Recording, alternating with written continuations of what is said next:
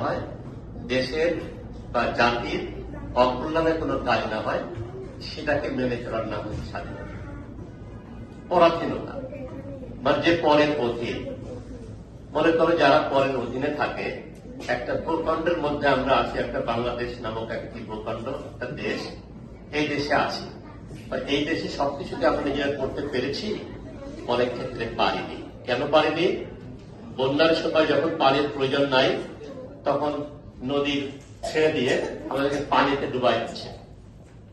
যখন শুকনো মৌসুম পানি দরকার, তখন পানি আটকে দিচ্ছে। তারপরে পরের অধীনে আমরা জীবনযাপন করেছি।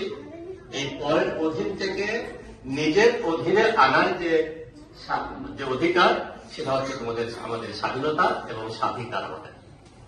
তো তোমরা জানো, ইতিমধ্যে ইতিহাস শুনেছ, ইতিহাসের জায়গা থেকে আমরা সবসময়ের জন্য ব্রিটিশ পিরিয়ড থেকে শুরু করে এবং 1971 সাল পর্যন্ত থেকে শুরু করে আবার 2024 সাল পর্যন্ত আমরা কিন্তু সবসময় পরাধীন ছিলাম এবং এখন পর্যন্ত কিন্তু আমরা পরাধীন রয়েছি। যদি আমি খুবই ডিপলি আমরা চিন্তা করে বলতে চাই, তোমরা অত ডিপে বুঝতে পারবে না, সেদিকে